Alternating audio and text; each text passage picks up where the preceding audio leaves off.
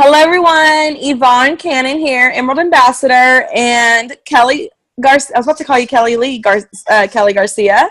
We're we're so excited that you guys are participating with our book club. Kelly Garcia came up with this idea, and I was all about it when she suggested about starting a personal development kind of a book club to kind of for us leaders, gold leaders and above, and it's great. I love it because I don't know about you guys, I need accountability. Sometimes when I do read a book, if I'm really into it, I can finish it in 24, 50 hours. This is actually one of the first book clubs I've ever participated. Sorry, I'm just dropping my phone. But I'm excited about this one because we'll get to discuss about it. I actually came across this book about a month ago from Other Jewels. It was such a huge discussion on the Jules page about so many Jules that were either stuck in their business or they just felt something wasn't right with them and they were having just issues that they were struggling with and they just didn't know how to get out of this funk. And then as you guys know, hello, we're Plexus ambassadors. We know how to share. Several people starting doing a book study on this book and then it just crossed wildfire with this book. I love it. The title itself, Get Over Your Damn Self, just pretty much will tell you that this book is a no BS kind of book. So I definitely want to start off the call by saying thank you, Kelly, for suggesting it. I'm so excited about the next few weeks to see how we're all going to grow together. And I love, I'll just start off first. I love how the book started. I'm a huge sayer when it says that you are the CEO of your business. So the fact that you guys are participating in this book challenge and you guys are going to read this book right now is kind of pretty much showing us that whether you're on my team, you're my sideline friend, that you really want this business. So I'm excited that you guys are all here. So we can, how do you want to do this, Kelly? You just want to dive into about a little bit about what she talks about. I've got notes. I'll kind of let you kind of do a little bit because it was kind of your idea to do this. Okay. Well, I just started off, I'm a little bit ahead in the book now, but just in the introduction, just right from the get-go, I really like that she skips over a lot of the mundane stuff that, it's like, yes, we love the GoPro. Yes, we love the Rock Your network marketing business. But I feel like, I could read those books over and over again, and it's not going to change where I'm at in my business right now. And that's where I agree with you, Yvonne. Like, I have been stuck, even though I really try not to say that word. But I have spent 27 months at the same rank, and there has to be a thing. Something has to give, right? So I love that she gets right into it. And she starts off, she says, it takes more than skills to advance in rake and grow a large organization. So yeah, I have the skills. I do the IPA, but what's lacking? Because your team is not going to grow past your ability to lead them. And I love that she gets right to the meat of it and she doesn't beat around the bush and waste a lot of time talking about, the fundamentals of network marketing. And I love that she says, I'm not going to spend a lot of time talking about social media because you could go find another book about how to be present in social media. She's really focusing on the internal work that we're going to have to do to meet our team where we want them to go, right? So we're really focusing on taking a look at what we're lacking so that we can grow our team. So I love that. She says, if we're not having authentic conversations with people, we're doing our entire business a disservice. And that's, to me, I think the biggest takeaway that I had from the introduction and getting into the first chapter was she says over and over again, you're going to talk to a lot of people. And I'm a real outgoing person. I talk a lot, but I talk a lot to the same 7 people. So there's a part of me that struggles a lot with not making new friends or talking to new people, but finding something to connect with new people so that I actually still want to talk to them. And I love that she starts getting into really analyzing where you're at and where you want to be so that you can kind of work backwards from that. And that was my big takeaway. Was I really stopped and looked and said, okay, it's not about the goal, because the goal is great. I can talk about, I want to be Emerald, I want to go to Hawaii, I want to drive a Lexus, all I want. But if I don't know what my actual day-to-day existence is going to look like at Emerald, how do I know that that's what I want? How do I know that, you know what I mean? So, and then if you don't know what that's going to look like, then how do you know you're taking the right steps to get there? Because if you want to be an Emerald that's micromanaging people like crazy, well, you're going to set yourself up for that by having a lot of people coming to you, constantly needing you. Or are you setting up an organization that is self-sufficient, that really is residual income? Because isn't that what we're trying to do? So those were my two really big takeaways, was the authentic conversation and really focusing on, you know, we say all the time, build relationships.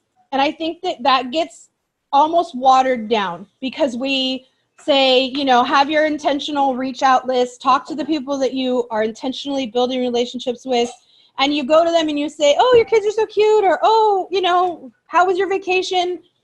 And those are fine and good conversation starters, but if you don't get past that conversation starter, you're not building a relationship. You're having small talk. And small talk, I think, is why I struggle so much, because I'm not a small talk person. I want to have big conversations. I want to talk about big ideas. And I think that partly that's why I've struggled with bringing in business builders, because I have followed this advice of make new friends, make new friends, make new friends, make new friends. And I'm making surface level friendships. And it's hard. It's, you know, to invest in people, to take it past the surface level, that takes a level of commitment, man. You have to be committed to really working on building a friendship, because you don't know somebody and you don't know, are you even going to get along with them, and or whatever the case may be. And I think that we just have to push ourselves past small talk. Otherwise, we're not building relationships. We're having passing by acquaintances. And so I'm a big conversation person. I'm a big idea. And that scares a lot of people off. You know, it makes a lot of people go, that girl's exhausting. You can't, you know, she never wants to talk about the weather. She wants to talk about the economic implications of the weather. Like, you know, and it's like, people are like, no, she's too much for me. But once you realize that that's okay, let those people think that, let them go about their way, and keep looking for the people who show up when you want to have those big conversations. And maybe then you'll find the business builders, because you'll find the people who can see past the surface level of, oh, wait, that's one of those pyramid schemes, you know? So those were my two big takeaways, was authentic communication and really understanding what your ideal life looks like when you reach your goal. Beyond just having a goal, we can have all the goals we want, but if we don't know what that's going to look like for us, then what's the point? So those are my two big takeaways, and I'm curious to hear what yours were, Yvonne. That was amazing. I don't know why I'm going after you. Girl, you kind of nailed on a lot of things that I was going to say. There were so many takeaways. I agree with you. Millionaire by Halftime is still my number one favorite book, but this one I have a feeling might be my new number one. Because she gets right into everything. And so I really loved how she broke up how the three types of buckets people fill in your buckets, the three types of those, which are your customers, your runners, and referrals. She nailed that right away. I also love, because I'm such a big person on coaching this, and I know I have to be better at this, is doing your IPAs. You know, I kind of started a new thing. I was actually doing so much better. Obviously, as most of you guys know, my mother had passed away. I was getting so much better with my IPAs. It was to the point where I wouldn't answer messages from my team, or I would never post on my team page until I did my IPAs, because I'm a strong believer. If you don't do your IPAs first, you can kind of get caught up in like answering messages with your team, and therefore you get stuck in business management mode. But I really loved how she went into saying that 80% of your time, it doesn't matter what rank you are, how long you've been doing this business, needs to be doing your own IPAs because you have to pay yourself first. So I'm kind of curious. She says she has a formula on how she does this and why she does it this way, which I already know how it's probably going to be like. But I love how she said that right away. So I'm excited to see what she has to say that in later on chapters. And I also love how she straight up went into the 4 reasons why people are not successful. Yes. Which is so true. And I loved her number one thing because I agree with her. And which is if you're not coachable in this business, you're not going to succeed. So I thought that was incredible. There's the other 4, which I'm pretty sure someone else has written down. And we can go over that too. But this chapter 1 was a lot of aha. You said a lot of stuff that I was going to say. But I'll pass the torch. Does anyone else want to go over something more about what they loved about this or any aha moments that they had? Please share.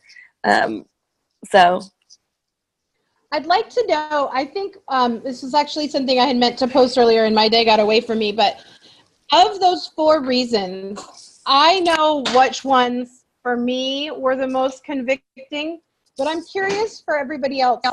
What was the thing that was most convicting for you as far as the 4 reasons? Not that none of us are not successful, but obviously we're trying to. So what do you think is what is the main of those 4 reasons that inhibits your growth? I'm just curious about that. Well, all 4 of them I could see myself in. But I think not willing to get uncomfortable is probably my main one. I just am a guide in your comfort zone type person. And until I do that and get out of my comfort zone and start, talking to people. See, I do wonderful with small talk. I love talking about the weather. How you doing? I'm good, but getting out of my comfort zone, just fear of rejection and still wallowing there. And so I'm still where I'm at. I understand your 27 months too, because I've been here probably that long. Yeah. Close to it. Real quick, just because I know everybody knows each other, except I don't know where Raven went, but she was on here a minute ago. She's one of my power partners, sidelines. So just if anybody's like, who's this girl who's not on our team? She's my power partner. That's why she's here. I don't know why it occurred to me to say that right now, but there you go. And who wants to go next? I can go.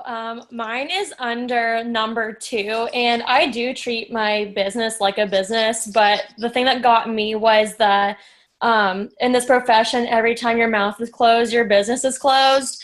yes. In that because okay, I get in these weird swings and moods where I don't want to talk to anybody. I love being the life of the party. I like having fun, but I also get in these moods where I just want to keep to myself. I just want to read a book. I don't want to talk to anybody. There will be days literally I live by myself right now. Luke is off doing his thing at work where I'm at home by myself, and I'll go through these moods where I can sit here for 24 hours to 3 days and not talk to a single person just because I enjoy my me time to the point where I don't need all this social interaction to fill my cup. I'm perfectly fine with my me time, but I noticed that obviously when my mouth is closed, my business fails. My follow-up game is always very strong, but I'll be honest, I recruited 6 people in June, but I had not recruited a single person since then. I've gone almost going on 3 months without recruiting a single person, and that's obviously not okay. So that whole every time your mouth is closed, your business is closed type of thing really got to me because I need to start opening my mouth even when I don't want to, even when I'm going through these swings of I really don't want to talk to anybody, but I need to consistently be talking to people. So that's what got me under the number 2. I'll go next. So for me, before it was definitely number 4. I just graduated from my 2nd degree in May, and so I had a lot of focus on school, and I was making some with Plexus, but I didn't fully have the focus on it that I needed. And I was just like, well, it's good for now. But then my husband is in the Navy, and so I moved to Hawaii like less than a week after graduating. And from then, I've been really focused on Plexus, and I've experienced what it means to be able to only do Plexus. And because of that, I really was able to then put more into my business, really focusing on what I need to do to improve, whether that's as a leader or how I work my business, like what part of the day I'm doing what, and still having a good balance with just personal time as well. So really seeing the difference between what I was struggling with and not struggling with anymore. But you definitely have to Okay, I'll go. I'm guilty of all four of these since my dad passed away. So Yvonne, I know that it's just the hardest thing. My dad, it'll be a year this Saturday. So it's the weirdest thing. But what happened is I think that I lost my mojo. I was trying to take care of my mom and all that. And my team just kind of, so obviously I wasn't leading my team to be able to lead without a leader. And so that's been very eye-opening this year. But the thing right now that I see is not hungry enough. I haven't been hungry enough. And I love what she said. I saw a future of getting by and not getting ahead. Well, I've got to get ahead. I've got I got 2 girls that are about to go to college within the next 2 to 4 years. We adopted our daughters from China. The big thing when I first started is the fact that we want to take our daughters back to China when my oldest daughter graduates. That's expensive. And I can't do that to my family, do debt to go to China when I've got debt to go to college and all that stuff. So I'm very hungry since reading this book. And it's like been the godsend. Thank you, girls, for doing this, because I went to dinner tonight with a friend of mine. I posted these 4 things on my board today. These are the things. We've got to evaluate what we're doing wrong so we can do things right. And so I just feel very more empowered. I went to dinner tonight with someone that really is uncomfortable being uncomfortable, but we talked about that. So I feel like this is a really great step. So thank you. I'm seeing myself in this, and hopefully we'll see ourselves through the end of this book, and all of us will become aware and to know what we're going to do better. So that's my story for first chapter. I love that, Beverly. Yeah. Yeah, me too. Heather, your turn. Oh, you got to hold on. Let me unmute you. Go ahead, Heather. Sorry. Oh, it's okay. So I think for me, it's being hungry enough. And Plexus definitely came into my life at a time where I literally was starving. But I was just really seeing what was in front of me and what I could do in a 9-to-5 job. And for me, I think what has kind of had to change is believing that this can be plan A, and being hungry enough and believing that it can happen for me. So for me, that really was kind of like, I have to get over that or I won't be successful. So when I read that, it resonated with me. And then I also think the other thing that kind of resonated with me was being coachable, because, my 9-to-5 is a management job, and, they do work on developing leadership skills there, and then kind of just like transitioning that and then trying to apply it to my Plexus team. I have to realize like it's completely different, and, some of those skills do transition over, but I have to be more willing to kind of listen and be coachable. So those are my 2 big takeaways. Heather, I so agree with you.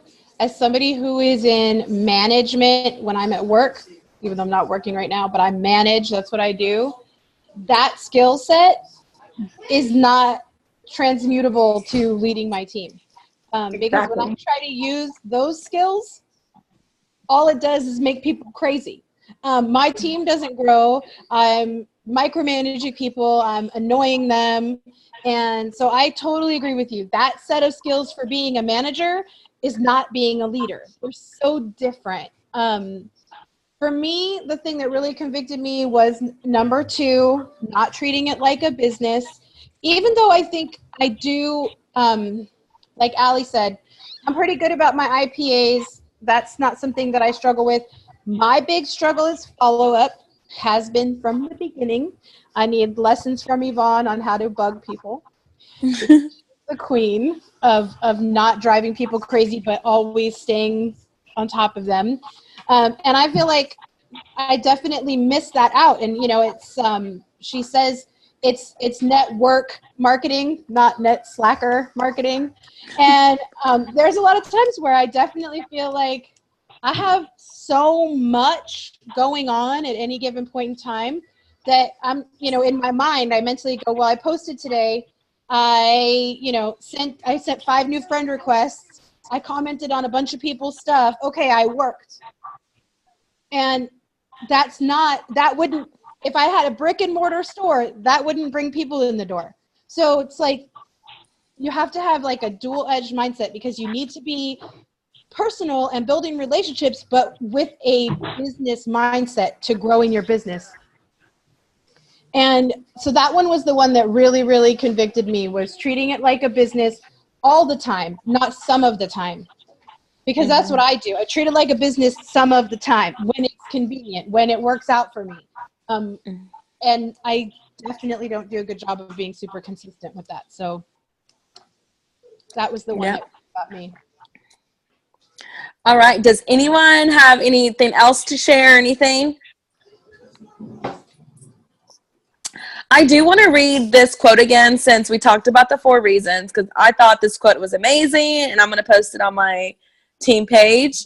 But I love when she says about being hungry enough, and she goes, you've got to figure out what is it that you really want that you don't already have. Whatever it is, it's got to be important enough to get you to do something with commitment and consistency. It's got to be important enough to get you up, to make that one phone call, to reach out to that one more person, to loop back with one more prospect, even when you're bone-ass weary. Because if you want something bad enough in this life, we make it happen. It's just that simple. Like, that right there was kind of like a, woo, like, I mean, I'm good at reaching out and all this stuff, but I can be better at phone calls, and I can get past that, I guess what Kelly was saying, that surface relationship. But when she said that, it's true. Like, I love that. So I thought that was really amazing as well. So, Yvonne, you want to explain what we're going to do through chapter 3 so that everybody's ready for next week? Yeah. Thank you guys for all jumping in, sharing your input. Well, I'll go ahead and say the assignment for next week. Me and Kelly are reading ahead in this chapters, just so that we can kind of prepare more. But I really want to connect chapters 2 and 3 together, because at the end of chapter 3, if you haven't read yet, there is an assignment in there, which is amazing. I actually stopped on chapter 3 like 2 weeks ago, before Kelly had said this, because it talks about your why. And, I'll probably share more about that on our why call, but I haven't finished reading on it, because, she pretty much says, if you're not going to do your why or do your homework assignment, don't read the book. So, like with me, with my why has changed from the past 6 months with everything that's happened in my life. So, Holly's definitely helping me like develop my new why. So, yeah, so chapters 2 and 3, read them together, do the assignment. I'm hoping everyone will be comfortable enough to share their why, but if some reason, we'll post it on there if you're not comfortable, because it's something that's very personal. I'm all about respecting your wishes. Just really do it, because as you guys know, if your why is not big enough, you definitely are not going to keep going. And so I think that's it. And we're going to do the same Zoom call at 9 o'clock. This will be recorded. If you guys have another gold leader and above that you think would be will benefit from this book challenge, let us know, so we can have them order the book, read chapters 1 to 3, and I would love for anyone else that wants to jump on, they can. And I think that we do call it gold and above, but like I have Heather here. Heather's under me. She's one of my level ones, but she's not gold, but she's working hard right now. So it's somebody that I know is really doing the work, not saying they're doing the work. So if you have somebody that's under you that's doing the work but hasn't reached gold yet, but you know that this would really be beneficial to them, get them plugged in, get them to the book, and get them on. We're not saying you have to be gold to be here. But it's just, rather than post it in our big team pages and then have a ton of people say they're going to do it and then not show up, that is hard for me. So I would rather, 15 people say they're going to show up and then there's 6 of us, 7 of us here. That's like 50%. That's just my personal weirdness. But if you have people who you really think could benefit and they're going to put in the work, let's get them plugged in, because we're not trying to exclude people. Yep. So I'm going to end the recording. Or does anyone have anything else before I quit recording? I don't think so. Thanks, Yvonne. All right, you guys. Thank you, guys. We'll see you guys next week. Next week. Bye. Bye.